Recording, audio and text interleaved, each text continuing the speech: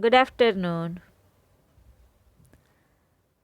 आज के हमारे वीडियो में हम नया चैप्टर स्टार्ट कर रहे हैं, चैप्टर नंबर 16, जिनका नाम है भारतीय संस्कृति में गुरु शिष्य संबंध, जिनके लेखक है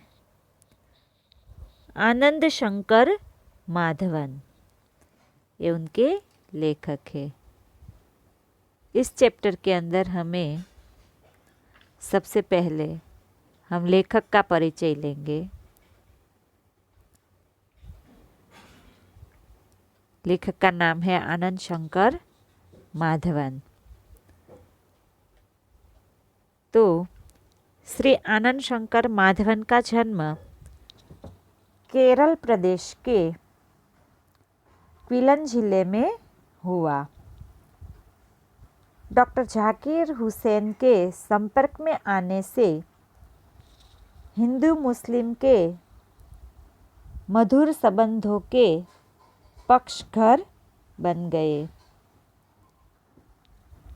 महात्मा गांधी के भारत छोड़ो आंदोलन में भी माधवन जी का सक्रिय सहभाग रहा।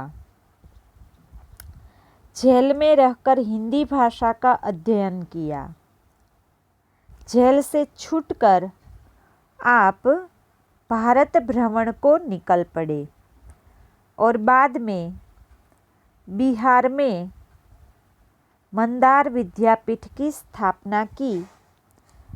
सन 1984 में अद्वैत मिशन और सन 1985 में शिवधाम अभिनव शिक्षा नगरी की स्थापना की। अब आप तीनों संस्थाओं के संचालक हैं। मलयालम तथा तमिल दोनों ही भाषाओं पर पूर्ण अधिकार होने के बावजूद आपने हिंदी साहित्य में सृष्टि की। आपके विषयों में दार्शनिकता, आधुनिकता एवं आध्यात्मिकता का बाहुल्य है। बिखरे हीरे, अनल शलाका, हिंदी आंदोलन, आमंत्रित मेहमान, आरती, उषा, संजीवनी आदि आपकी प्रमुख रचनाएं हैं। आमंत्रित मेहमान बिहार राष्ट्र भाषा परिषद द्वारा पुरस्कृत है। तो ये था हमारे लेखक का परिचय, जिनका जन्म केरल के अंदर हुआ था, उनके क्विलन जिले में हुआ था। केरल में जन्मे हुए हमारे लेखक, उनको तमिल भाषा और मलयालम भाषा वो उनकी मातृभाषा के समान थी ना, मातृभाषा थी, क्योंकि उनका जन्म वहाँ हुआ है केरल में, साउथ इंडियन में। तो ये उनकी मुख्य भाषा रही है। फिर भी लेखक है, उन्होंने हिंदी विषय में अपने साहित्य में सृष्टि की है। हिंदी विषय में, हिंदी भाषा में उन्होंने प्रगति की है। उन्होंने गांधी जी के साथ भारत छोड़ो आंदोलन में भी काम किया था और जेल में भी वो गए थे और वहाँ उन्होंने हिंदी भाषा का अध्ययन किया और फिर भारत भ्रमण को वो निकल गए और उन्होंने तरह तरह के अपने साहित्य, जो हमें यहाँ, उनको साहित्य में ज़्यादा रुचि थी, तो उन्होंने अपने अलग अलग विषयों पे अपना साहित्य प्रकट किया और हमें यहाँ प्रस्तुत किया। उनकी जो साहित्य कृति है आमंत्रित मेहमान, वो बिहार राष्ट्र भाषा परिषद द्वारा पुरस्कृत हुई है। उनमें उनको पुरस्कार मिला था। अब आगे भारतीय संस्कृति में गुरु और शिष्य का जो संबंध होता है उनके बारे में हमें उन्होंने प्रस्तुत चैप्टर के अंदर बताया है कि वो किस तरह से होता है। आप जानते हैं ना कि भारत भूमि है वो परंपराओं को अच्छी तरह से निभाती है, संबंधों को अच्छी तरह से संभालती है। तो यहाँ माधवन जी ने प्राचीन गुरु शिष्य परंपरा की गरिमा को स्पष्ट किया है। करते हुए उन्होंने वर्तमान शिक्षा प्रणाली पर परोक्ष रूप में करार व्यंग्य किया है। हमारे समाज में व्यावसायिक संस्कृत का बोलबाला है। इस कारण गुरु शिष्य संबंधों में परिवर्तन आया है। पहले विद्यालय मंदिर के समान माने जाते थे। शिक्षा देना एक आध्यात्मिक अनुष्ठान था। वह परम सुख प्राप्ति का एक माध्यम था। उस जमाने में पैसे देकर शिक्षा खरीदी नहीं जाती थी। क्या आज वैसी स्थिति है? क्या आज शिक्षा के क्षेत्र में वही निष्ठा, वही त्याग नजर आता है? लेखक ने हमें अंतर्मुख होकर सोचने के लिए बाध्य किया है। तो क्या है कि इस चैप्टर के अंदर लेखक कहते हैं कि जिस तरह से पहले हमारी जो शिक्षण प्रणाली थी, क्या आज हमें इस तरह की प्रणाली देखने को मिलती है? पहले पाठशालाओं को मंदिर के समान माना जाता था, पर आज ऐसा कुछ नहीं है। पहले शिक्षा बेची या खरीदी नहीं जाती थी, पर आज ऐसा देखने को नहीं मिलता। तो लेखक हमें यही सोचने के लिए मजबूर करते हैं कि क्या पहले के ज़माने में जिस तरह से शिक्षा को आदान प्रदान शिक्षा का जो होता था और गुरु और शिष्य के बीच जो संबंध होता था, वो आज हमें देखने को मिलता है कि नहीं मिलता है? तो ये सब आप लोग भी जानते हैं कि आज के ज़माने में पहले जिस तरह से लोग सबका आदर सम्मान करते थे, इस तरह से आज के लोगों के अंदर वृत्ति पहले की तरह कम दिखती है। ऐसा होता है ना, जो पहले के ज़माने में थे उनमें से अब बहुत कुछ बदला हुआ हमें नज़र आता है। तो प्राचीन भारत में गुरु शिष्य संबंध की एक उज्जवल परंपरा थी। तब गुरु का आश्रम विद्या मंदिर के समान होता था और पैसे का कोई स्थान नहीं था तब पहले के ज़माने में। पर आज क्या है, आज लोग पाश्चात्य पश्चिम के देशों के प्रभाव में पड़े हुए हैं। इस वजह से गुरु शिष्य संबंध है वो बदल गए हैं। यहाँ में लेखक भारतीय संस्कृति में शिष्य और गुरु के संबंध के बारे में बताया है। तो आगे मैं आपको चैप्टर समझा रही हूँ। आगे है, हमारे समाज में व्यावसायिक संस्कृति का बोलबाला है। इसी कारण गुरु शिष्य संबंधों में परिवर्तन आया है। पहले विद्यालय मंदिर के समान माने जाते थे। शिक्षा देना एक आध्यात्मिक अनुष्ठान था। वह परमेश्वर प्राप्ति का एक माध्यम था। पैसे देकर शिक्षा खरीदी नहीं जाती थी।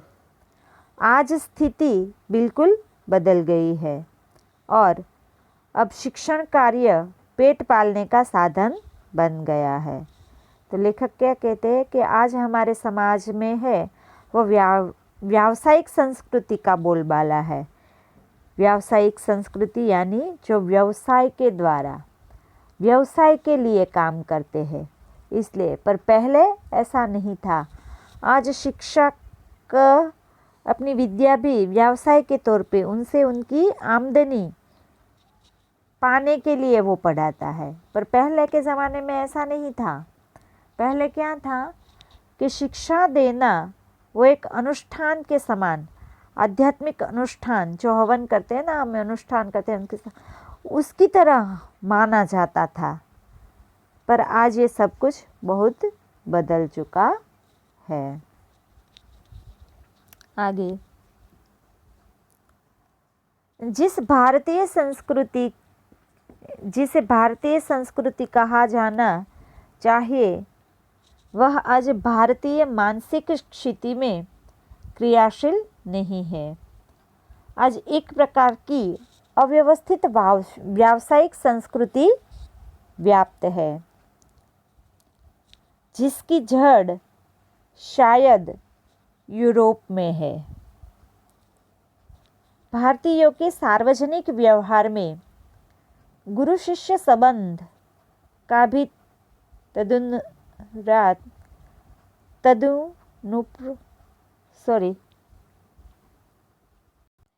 गुरु शिष्य का संबंध भी तदनुरूप परिवर्तन हो गया है।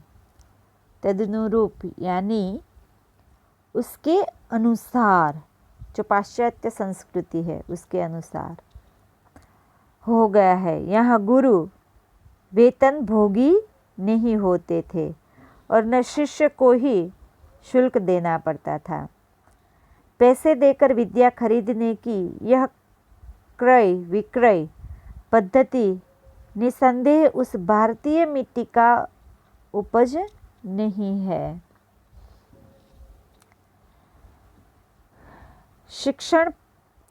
शिक्षणालय एक प्रकार के आश्रम अथवा मंदिर के समान थे। गुरु को साक्षात परमेश्वर ही समझा जाता था। शिष्य पुत्र से अधिक प्रिय होते थे। यहाँ सम्मान मिलना ही शक्ति पाने का रहस्य है। प्राचीन काल में गुरु की शिक्षादान क्रिया उनका आध्यात्मिक अनुष्ठान थी। परमेश्वर प्राप्ति उनका एक माध्यम था। वह आज पेट पालने का जरिया बन गई है। तो क्या कहते हैं कि भारत के अंदर पहले शिक्षा को इस तरह से नहीं माना जाता था और शिक्षा को वेतन के रूप में भी नहीं देखा जाता था। पर आज ये सब कुछ बदल गया है। इसका कारण यूरोपीय संस्कृति, पाश्चात्य संस्कृति को दिया जाता है कि ये उपज वहीं से आई हुई है। ये जो विचारधारा है लोगों के अंदर वो भारतीय मिट्टी की नहीं है। पहले भारत के लोग ऐसा बिल्कुल नहीं सोचते थे। शिक्षा के बदले वो ऐसी वेतन की भावना बिल्कुल नहीं रखते थे।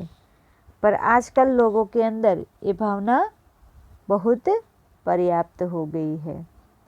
आज यूरोप के प्रभाव से शिक्षा क्षेत्र में व्यावसायिक संस्कृति आ गई है। शिक्षक वेतन लोभी हो गए हैं और शिष्यों को शुल्क देकर विद्या प्राप्त करनी पड़ती है।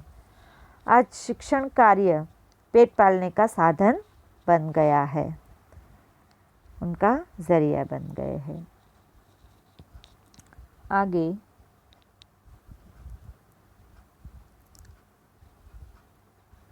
प्रारंभ में विवेकानंद को भारत में महत्वपूर्ण स्थान प्राप्त नहीं हुआ, पर जब उन्होंने अमेरिकन नाम कमा लिया तो भारतवासी दौड़े मालाएं लेकर स्वागत करने। रविंद्रनाथ ठाकुर को भी नोबेल पुरस्कार मिला तो बंगाली लोग दौड़े यह राग आलापते हुए। अमादेर ठाकुर, अमादेर कठोर सपूत दक्षिण भारत में कुछ समय पहले तक भारतनाट्यम और कथकली को नहीं पूछता था, पर जब उसे विदेशों में माना मिलने लगा तो आश्चर्य से भारतवासी सोचने लगे, अरे हमारी संस्कृति में इतनी अपूर्व चीज़ें भी पड़ी थी क्या? यहाँ के लोगों को अपनी खूबसूरती नहीं नजर आती, मगर पराये के सौंदर्य को देखकर मोहित हो जाते हैं। जिस देश में ज्ञान पाने के लिए मैक्स मुलर ने जीवन भर प्रार्थना की, उस देश के निवासी आज जर्मनी और विलायत जाना स्वर्ग जाने जैसा अनुभव करते हैं। ऐसे लोगों को प्राचीन गुरु शिष्य संबंध की महिमा सुनाना गधे को गणित सिखाने जैसा व्यर्थ प्रयास ही हो सकता है।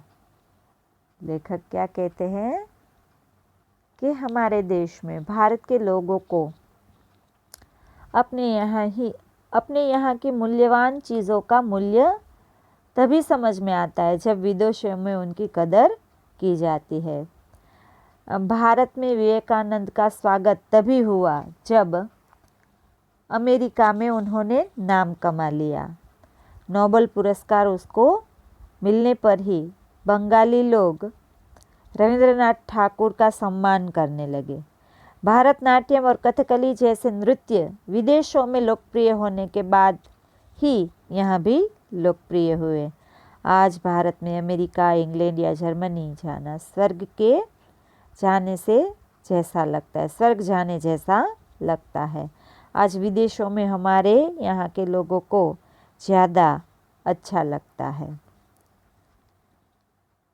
ये यहाँ नहीं जानते कि जर्मनी का विद्वान मैक्स मुलर भारत में आने के लिए जीवन भर प्रार्थना करता रहा है।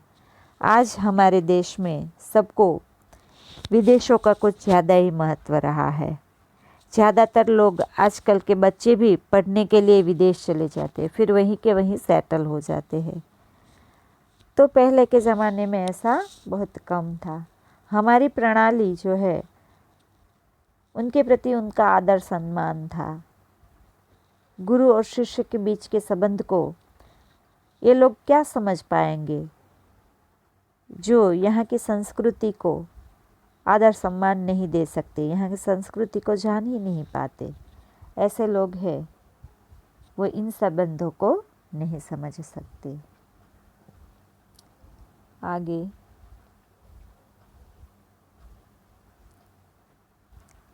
एक बार प्रसिद्ध भारतीय पहलवान गामा मुंबई आए। उन्होंने विश्व के सारे पहलवानों को कुश्ती में चैलेंज दिया। अखबारों में यह समाचार प्रकाशित होते ही एक पारसी पत्रकार ने उत्सुकतावश उनके निकट पहुंचकर उनसे पूछा, साहब, विश्व के किसी भी पहलवान से लड़ने के लिए आप तैयार हैं? तो आप अपने अमुक शिष्य से ही लड़कर विजय प्राप्त करके दिखाओ। गामा आजकल के शिक्षा क्रम में रंगे नहीं थे, इसलिए उन्हें इन शब्दों ने हैरान कर दिया। आंखें फाड़कर उस पत्रकार का चेहरा ताकते ही रह गए। बाद में धीरे से कहा, भाई साहब, मैं हिंदुस्तानी हूँ। हमारा अपना एक निजी रहन सहन है। शायद इससे आप अपरिचित नहीं है। जिस लड़के का आपने नाम लिया, नेक्स्ट पेज पर, जिस लड़के का आपने नाम लिया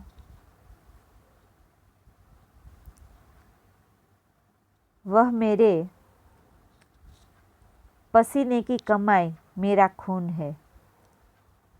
और मेरे बेटे से भी अधिक प्यार है। इसमें और मुझ में फ़र्क ही कुछ नहीं है। मैं लड़ा या वह लड़ा, दोनों बराबर ही होगा। हमारी इस परंपरा को आप समझने की चेष्टा कीजिए। हम लोगों का वंश परंपरा से शिष्य परंपरा अधिक प्रिय है। हम लोगों को वंश परंपरा से शिष्य परंपरा अधिक प्रिय है। ख्याति और प्रभाव में हम सदा यह चाहते हैं कि हम अपने शिष्यों से कम प्रभावी रहे, यानी हम यही चाहेंगे कि संसार में जितना नाम मैंने कमाया उससे कहीं अधिक मेरे पिता कमाए।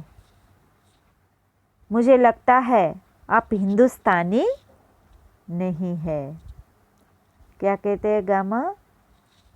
वो भी एक हिंदुस्तानी थे। हाँ, प्रसिद्ध पहलवान जो गामा थे ना, वो तो एक बार उनकी कुश्ती का जश्न होता है। सुप्रसिद्ध पहलवान जो गामा है, उन्होंने मुंबई आकर दुनिया के सारे पहलवानों को उनसे कुश्ती में जीतने के लिए ललकारा था। तब क्या होता है कि एक पत्रकार ने गामा से कहा कि दुनिया के पहलवानों को ललकारने से पहले आप अपने अमुक शिष्य से लड़कर तो जीत कर दिखाइए। तो गामा उनको कहते हैं, पत्रकार को उत्तर देते हुए कहा, अब जिसकी बात कर रहे हैं ना, वह मेरा शिष्य है। मुझे वह मेरे बेटे से भी प्रिय है। उससे और मुझसे कोई फर्क, उसमें और मुझ में और कोई फर्क नहीं है। मैं लड़ा या वह लड़ा, दोनों बराबर ही होगा। मैं चाहता हूँ कि वह मुझसे ज़्यादा नाम कमाए। मुझे लगता है आप हिंदुस्तानी नहीं है। तो गामा उनको पत्रकार को बिल्कुल सही जवाब देते हैं। जब वो खुद ही अपने शिष्यों के साथ लड़ने की बात करता है तो गामा को ये बिल्कुल अच्छा नहीं लगता, और वो कहते हैं कि उनमें और मुझ में कोई फ़र्क ही नहीं है। वो लड़े या मैं लड़ूं, मैं तो हमेशा यही चाहूँगी कि मुझसे ज़्यादा मेरे शिष्य है वो अपना नाम कमाए और वो आगे बढ़े, तो उनसे मुझे खुशी ही होगी। तो आज का वीडियो हमारा यहीं तक रहेगा। आगे का चैप्टर हम अगले पीरियड में करेंगे, अगले वीडियो में। Thank you student.